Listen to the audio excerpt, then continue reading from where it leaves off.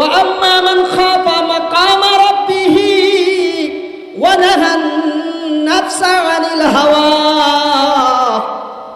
ও হাবিব, আপনার উম্মতদেরকে জানিয়ে দেন, যারা আমি আল্লাহর সামনে দণ্ডায়মান হতে হবে, আমার মাকাম, আমার মর্যাদা এবং আমার সামনে দাঁড়ানোর বিষয়টাকে ভয় করে, দিলের মধ্যেই ভয় লালন করে, যেখানে যায় একাকী নির্জনে থাকে তবু আমি আল্লাহকে ভয় করে, ঘরের মধ্যে কেউ নেই, একাকী আছে, মোবাইল ফোন হাতে আছে, যা ইচ্ছা তাই দেখতে পারে, চালাইতে পারে, কিন্তু তার দিলের মধ্যে কার ভয়? একটু চিল্লায় বলেন না, কার ভয়? তার দিলের মধ্যে মাওলার ভয়। আল্লাহু আকবার। একাকী চলতেছে, কেউ নাই, কেউ দেখে না, চাইলে অনেক কিছু করতে পারে, করে না, কারণ তার দিলের মধ্যে একমাত্র মাওলার ভয়। এই বান্দা যেখানে যাক, যেখানে চলুক, যেখানে থাকুক, দুনিয়ার কোন সিসি ক্যামেরা যদি তার দিকে তাক করা নাও থাকে, দুনিয়ার কোনো বাহিনী আর ফোর্সের সদস্যরাও যদি তাকে নজরদারি না করে, এই দুনিয়ার সম্পদওয়ালারা যদি তাকে নজর সীমার মধ্যে না রাখে, সম্পদগুলোর পাহারাদারি না করে, তবু আল্লাহর বান্দা ওই সম্পদটা ধরে না, কারণ আল্লাহর বান্দার দিলের মধ্যে মাওলার ভয়। আল্লাহু আকবার। ওই বান্দার দিলের মধ্যে মাওলার ভয় এত বেশি ভয়, ভয়ের কারণে তার হাত হারাম কাজের দিকে আগায় না, হারাম মাল স্পর্শ করতে চায় না, হারাম জিনিসের দিকে তার নজরটা যায় না, তার জেহেনটা যায় না, চিন্তা যায় না, কারণ তার দিলের মধ্যে মাওলার ভয়।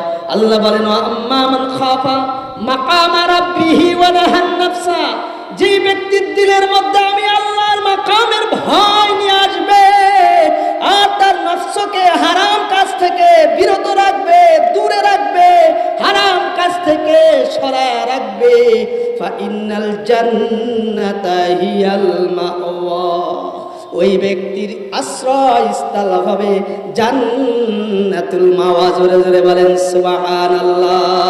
हर के दाराद, हर के दाराद खौफे हक दर दिल मुदाम, हर के दाराद खौफे हक दर दिल मुदाम, जन्नतुल मावा देहद उरा मकाम। যে ব্যক্তি দিলের মধ্যে সদা সর্বদা একাকী হোক, জনগণের মধ্যে হোক, রাতের আধারে হোক, ঘরের মধ্যে হোক, সদা সর্বদা দিলের মধ্যে মাওলার ভয় লালন করে, আর কবি বলেন ওই ব্যক্তির জন্য আল্লাহ পাক রব্বুল আলামিন জান্নাতুল মাওয়াকে আশ্রয়স্থল হিসাবে প্রস্তুত করে রাখবেন। সুবহানাল্লাহ। এই জন্য ভাইরা, মুমিনের সর্বশেষ পুঁজি হলো তাকওয়া, আল্লাহর ভয়। আল্লাহর ভয় দিলে লালন করতে হবে। এখন কোরআনুল কারীমের মধ্যে আল্লাহ সুবহানাহু ওয়া তাআলা ঈমানদারদেরকে তাকওয়া অর্জনের জন্য বারবার ইঙ্গিত দিয়েছেন, বারবার নির্দেশ করেছেন। সূরাতুল হাশরের মধ্যে আল্লাহ বলছেন, ইয়া আইয়ুহাল্লাযীনা আমানুত্তাকুল্লাহ, ইয়া আইয়ুহাল্লাযীনা আমানুত্তাকুল্লাহা ওয়াল তানজুর নাফসুম মা কদ্দামাত লিগাদিন ওয়াত্তাকুল্লাহ ইন্নাল্লাহা খাবীরুম বিমা তা'মালুন। আল্লাহ পাক ডাক দিয়া বলেন, ও আমার পাগল বান্দারা, বান্দিরা, আমাকে না দেখে যারা বিশ্বাস করেছো, আমাকে না দেখে যারা বিশ্বাস করেছো, তোমাদের মধ্যে আমাকে অনুভব করো, আমার কুদরত অনুভব করো। সুবহানাল্লাহ বলে। এই পৃথিবীতে এক শ্রেণীর মানুষ আছে যারা স্লোগান দেয়, যা দেখি না তা মানি না, যা দেখি না তা বিশ্বাস করি না। ঠিক কিনা জোরে বলেন? এরা হলো নাস্তিক। আমরা বলবো যারা দাবি করে যা দেখি না তা মানি না, তাহলে কুলাঙ্গার তার মা বাবার বিয়েও তো দেখে নাই। ঠিক কিনা জোরে বলে? ওর মা বাবার বিয়ে দেখছে? সন্তান কি তার মা বাবার বিয়ে দেখে? তার গর্ভে ধারিণী মা এবং জন্মদাতা পিতা দুইজনের বৈবাহিক সম্পর্ক যেদিন স্থাপন হয় সেদিন তো সন্তান দুনিয়ায় ছিল না, মা বাবার বিয়েটা দেখে নাই, তাহলে সে তো মা বাবার বিয়েকে মানতে বাধ্য না। বলতে হবে তার মা বাবা তাহলে বৈধভাবে তাকে দুনিয়াতে আনে নাই, অবৈধ সন্তান, এটা হলো জারজ সন্তান।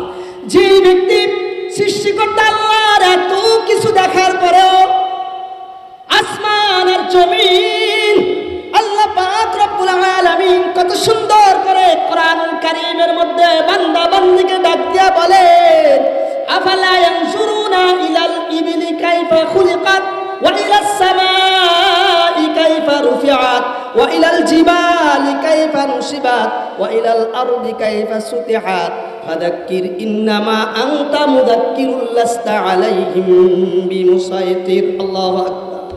আল্লাহ পাক ডাক দিয়া বান্দা বান্দিকে মোটা মোটা কিছু নিদর্শনের কথা বললেন। তোমরা এই আসমান কি দেখো না, কিভাবে আসমানটাকে উপরে উঠানো হইল? তোমরা 4 বাই 4 হাতের একটা চাল যদি তোমরা উপরে তুলতে চাও, তবুও কমপক্ষে 5টা 6টা খুঁটি লাগাও, ঠিক কিনা জোরে বলে? 4 বাই 4 হাতের একটা চাল যদি নসিমন চাল কতটুকু ওজন হয়, এটাকেও যদি তোমরা উপরে রাখতে চাও, কমপক্ষে 4 থেকে 5টা খুঁটি তোমরা এতে ব্যবহার করো। কিন্তু এই বিশাল আসমান, এই আসমানের মধ্যে কয়টা খুঁটি আছে গুনে দেখায়া দাও, আছে নাকি? এই আল্লাহর এত বড় কুদরত দেখেন। এই যে পানি, বৃষ্টি, রোদ, এত কিছু আল্লাহ তাআলার কুদরত, এত কিছু দেখার পরও যে ব্যক্তি বলে যে যা দেখি না তা মানি না, যেহেতু আল্লাহকে দেখি না, নাউজুবিল্লাহ, এজন্য আল্লাহকে মানি না, ওই কুলাঙ্গারকে আমরা বলবো তুমি যেহেতু তোমার বাবা আমার বিবাহকে দেখো নাই, এই জন্য আমরা বলবো তুমি তোমার মা বাবার অবৈধ সন্তান। এক কথায় তুমি যেহেতু সৃষ্টিকর্তা মানো না, সুতরাং তোমাকে সৃষ্টিকর্তার পরবর্তী স্টেপ যারা তোমাকে দুনিয়া আনার ওসিলা, তাদের বৈধ সম্পর্ক মেনে নেওয়ার কোনো অধিকার তোমার নাই, ঠিক কিনা জোরে বলে? তো আল্লাহ পাক রব্বুল আলামিন বান্দাকে ডাক দিয়ে বলতেছেন, যারা আমাকে না দেখে বিশ্বাস করেছো, আমাকে না দেখে আমার প্রতি ঈমান এনেছো, তোমাদেরকে বলি ওয়াত্তাকু ইয়া আইয়ুহাল্লাযীনা আমানুত্তাকুল্লাহ, তোমরা আল্লাহকে ভয় করো, আল্লাহকে ভয় করো। আল্লাহকে ভয় করতে আল্লাহ বলেছেন, আখিরাতকে ভয় করতে আল্লাহ বলেছেন। এভাবে ভয়ের অনেক আয়াত আছে, আর সময় নাই এখন এই ভয় আমাদের কিভাবে অর্জন হবে, শুধু 2-1টা কথা বলেই নেমে যাচ্ছে আমি। 1 নম্বর, আল্লাহর ভয় অর্জন হওয়ার জন্যে প্রথম আয়াত কি নাজিল হয়েছে বলেন তো? পড়ার আয়াত, বলেন না কি আয়াত? পড়ার আয়াত, সূরা আলাক, 30 নম্বর পারার মধ্যে আছে সূরা আলাক। এই সূরা 3-এর পরের সূরা, সূরা কদরের আগের সূরা, সূরা আলাক। এই সূরার প্রথম 5 আয়াত সর্বপ্রথম নাজিল হয়েছে। সেখানে নির্দেশ আসছে তোমরা পড়ো, তুমি পড়ো রবের নামে। তাহলে তাকওয়া অর্জনের 1 নম্বর স্টেপ, 1 নম্বর পদক্ষেপ হচ্ছে পবিত্র কোরআনুল কারীম আমাদেরকে তেলাওয়াত করতে হবে। পবিত্র কোরআনুল কারীম তেলাওয়াত করতে হবে। সর্বপ্রথম কাজ, বিশুদ্ধভাবে নির্ভুলভাবে কোরআনুল কারীমের তেলাওয়াত শিক্ষা করতে হবে। আর এই কোরআনুল কারীমের তেলাওয়াত শেখার পরে এই কোরআনুল কারীমের অর্থ আমাদেরকে পড়তে হবে। অর্থ পড়ে পড়ে বুঝতে হবে যে কোরআনের কোন আয়াত আমাকে কি বলছে, কি করতে বলছে, আর কি ছাড়তে বলছে, কিভাবে আমি আল্লাহর ভয় অর্জন করব, আখিরাতের ভয় অর্জন করব, কোরআন আমাকে বলে দিবে। 1 নম্বর কাজ। 2 নম্বর কাজ, সুহবতে আহলুল্লাহ, আল্লাহওয়ালা। মানে আল্লাহওয়ালা কাকে বলে? প্রশ্ন থাকে, আপনি আমাকে দেখলে কি ডাকবেন? কিন্তু যদি এখানে একজন ব্যক্তি মাথায় করে কলা নিয়ে যায় টুকরিতে করে, আপনি তাকে কি বলে ডাকবেন? কলাওয়ালা বলবেন না?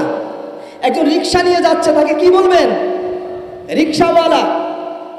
এভাবে তো যে যা নিয়ে চলে তাকে তো তাই বলা হয়। তো আল্লাহওয়ালা বুজুর্গানের দিন বলেন আল্লাহওয়ালা। আল্লাহওয়ালা নিদর্শন হচ্ছে যাকে দেখলে আল্লাহর কথা স্মরণ হয়, সে হচ্ছে আল্লাহওয়ালা। আহলুল্লাহ, আল্লাহওয়ালা, এই সোহবতে আহলুল্লাহ, আল্লাহওয়ালার সোহবত, সহিভাবে কোরআনুল কারীমের তেলাওয়াত, আল্লাহওয়ালার সোহবত, আর কাসরাতে যিকরুল্লাহ, বেশি বেশি আল্লাহ তাআলার জিকির। অনেক আছে, আমি 3টা কথা বললাম আজকে।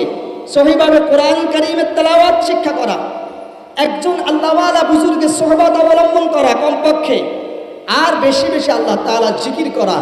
এই তিনটা কাজ যদি আমরা করতে পারি, আল্লাহ পাক রব্বুল আলামিন আমাদের দিলের ময়লা দূর করবেন, দিলের মধ্যে আল্লাহর ভয় দিবেন, তাকওয়া অর্জন হবে। ইন্তেকালের সময় যখন হবে, আল্লাহ তাআলা দুনিয়া থেকে জান্নাত দেখায়া এরপরে আমাদেরকে দুনিয়া থেকে নিয়ে যাবে। আল্লাহ সুবহানাহু ওয়া তাআলা আমাদের সকলকে আল্লাহ পাক রব্বুল আলামিনের তাকওয়া, ভয়, মহব্বত অর্জন করে এই দুনিয়া থেকে তওবার সাথে, ঈমানের সাথে বিদায় হওয়ার